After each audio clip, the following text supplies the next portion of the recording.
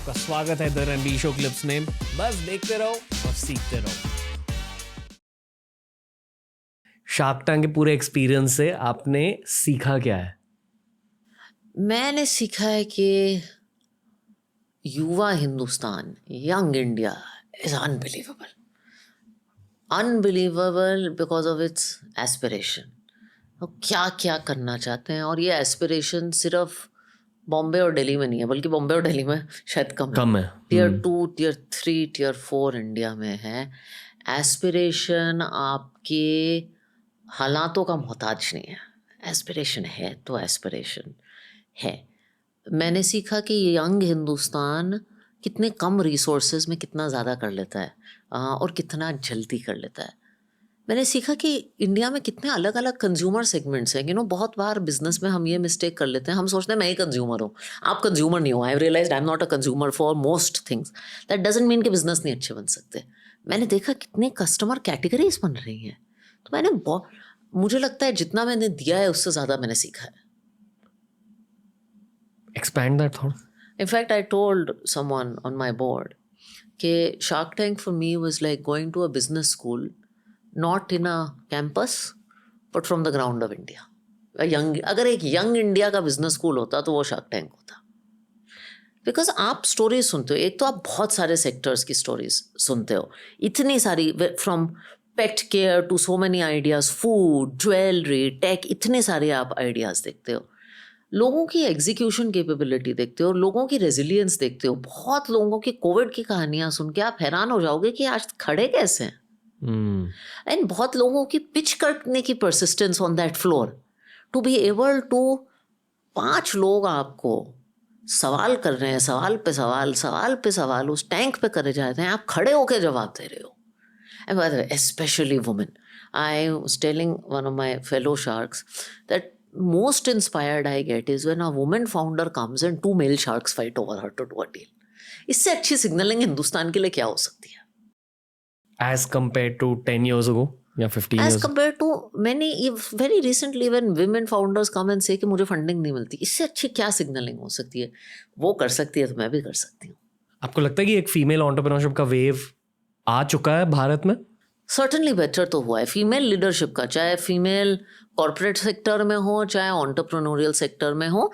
And I think आपका modern media और social media का इसमें बहुत कंट्रीब्यूशन है, बिकॉज ये रोल मॉडलिंग एक बहुत पावरफुल चीज़ होती है। I remember when a company called Nykaa listed, there were lot of WhatsApp groups that said वो कर सकती है तो मैं भी कर सकती हूँ। Many of us, I know, मेरे पास कितनी चिट्ठियाँ आती हैं लड़कियों की जो कहती हैं अच्छा मैं सहारनपुर की लड़की हूँ, मैं CEO बनना चाहती हूँ। Many of them have come after your show and our first episode कि मैं सहारनपुर की हूँ, मैं एक दिन CEO बनूंगी। तो I think role modelling, because क्या हुआ है 20-30 ईयर्स अगो, अगर मैं एक लड़की थी यहाँ हिंदुस्तान में पली बड़ी हो रही थी, मेरे पास कोई खास फीमेल रोल मॉडल्स नहीं थे। इक्के दुक्के एथलीट्स, इक्के दुक्के people in media and film, with no disregard to them. कौन थे मीडिया और film? Actresses, miss Indias, these were the people who we used to see, because हमारे यहाँ प्रेस क्या थी? There was no podcasting, there was no social media, so all we had access to was कभी कल्पना चावला की story देख ली, या कोई female banker देख ली, या मीडिया में तो क्या क्या कवर होता था, एक्ट्रेसेस होती थी या मिस इंडियाज होती थी, हम यही देखते थे। And with their is nothing wrong with them, हम वो बनना नहीं चाहते थे, तो हमारे लिए रोल मॉडल्स कौन थी? ये आपने एक फीमेल पर्सपेक्टिव समझाया यहाँ कि एक जरूरत होती है रोल मॉडल्स की, फीमेल रोल मॉडल्स की। माँ बाप को दिखाने के लिए जरूरत होती है, खुद को देखने के लिए होती है। इसलिए कह रहा हूँ क्योंकि बॉयज फॉर ग्रांटेड ले लेते हैं इसे। जो मैंने आपसे पहले पूछा ना कि 3 सेंटेंसेस में करियर टिप्स दीजिए, अब मैं एक फीमेल पर्सपेक्टिव से फिर से आपसे पूछूंगा। मुझे 3 सेंटेंसेस बताइए फीमेल पर्सपेक्टिव ऑफ करियर से, as the best possible advice you can give to girls, young professionals. And ये मेन के लिए भी एप्लीकेबल है, but more applicable for women. One, अपने स्टैंडर्ड्स और एस्पिरेशंस कम मत रखिए, because women have a very troubled relationship with ambition. हमें हमेशा सिखाया जाता है कि जितनी बड़ी चादर है उससे ज़्यादा पाँव मत फैलाओ, ये हिंदी में कहावत है। क्यों ना फैलाएं भाई, चादर बड़ी होगी, करेंगे चादर बड़ी। सो जब तक सपने बड़े नहीं होंगे ना, उड़ान कैसे लोगे? And I give you this example, when I done this video girl with a broken neck, मैं तब 20,000 करोड़ की कंपनी चला रही थी, हमारी कंपनी। मैंने उसमें कहा था, ऐसे कह दिया, एक दिन मैं 2 लाख करोड़ की चलाना चाहती हूँ। Video is few years old, 1.2 lakh की तो हो गई ना। इतने सपने देखे तो यहाँ तक तो ऑलरेडी पहुँच गई, बट सपने नहीं देखे होते कहाँ तक पहुँचती। सबसे पहले तो ये बात। दूसरा, this is my favourite thing, और मैं बोर हो गई हूँ कहते कहते, लेकिन मैं दोबारा कहूँगी कि मांगो।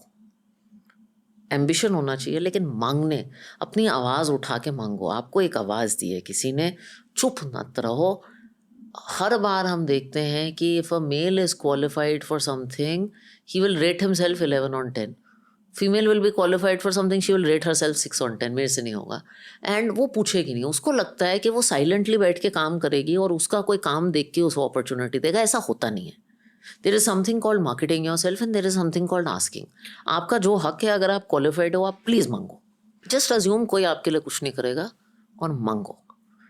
And third thing I would say to women is, despite all the good things ना जिसकी हम बात करते हैं, ज़िंदगी हमारे लिए थोड़ी सी ज़्यादा कॉम्प्लिकेटेड है। ओके, फैमिली का प्रेशर भी है, ऑफिस का भी है, जजमेंट भी है, ये सब है। Okay, life is not going to be, आप किसी भी वुमेन से कह लो हु इज़ रिजन, उसकी जर्नी प्रोपोर्शनेटली थोड़ी सी ज़्यादा डिफिकल्ट रहेगी, ये जान के आगे बढ़ो। But I also hate this question कि आप एक औरत हो, आपके साथ क्या क्या गलत हुआ है। I want to tell you something, आप एक औरत हो, उसके फ़ायदे भी बहुत हैं। आज की दुनिया में if you are an ambitious women, I believe आप आदमी से एडवांटेज पे हो, क्योंकि बहुत कंपनीज हैं who want to increase the amount of females. अभी 2 दिन पहले मुझे एक बंदे का इन्वेस्टमेंट इंडस्ट्री में वो आया कि प्लीज़ स्पेसिफिकली हमारे पास 2 मेल CVs हैं एक पोजीशन के लिए, कैंडिडेट्स फाइनल हो गए हैं, but we want to hire a girl. उस मुझे एक लड़की का नाम बता दो। उनका लॉजिक क्या था? Why did they want to hire? Because more diverse team, जितनी आपकी वैरायटी होगी उतनी आपकी थिंकिंग बेटर होगी। आज अगर कोई भी कंज्यूमर कंपनी है, उसका 50% कस्टमर बेस तो women है, very often. If your employers, if your team represents your customer base, you will build a better product. So one of my bosses told me this: if you are an ambitious woman today, you are at an advantage. So the third message is really, बेचारी मत बनो कि मेरे साथ बहुत कुछ गलत होगा। डिसएडवांटेजेस हैं, एडवांटेजेस भी बहुत हैं, उनको एंजॉय करो। जैसे for a women, I think one American CEO said this: one of the most important decisions you make is who you will be married to. And in India, बहुत ज़्यादा ज़रूरी है। You will not believe this, Ranveer. मेरे साथ बहुत लड़कियाँ, they do these conversations, random girls. And you know, one of the most common questions they ask me when they ask me career advice: what kind of guy should I marry? Career advice.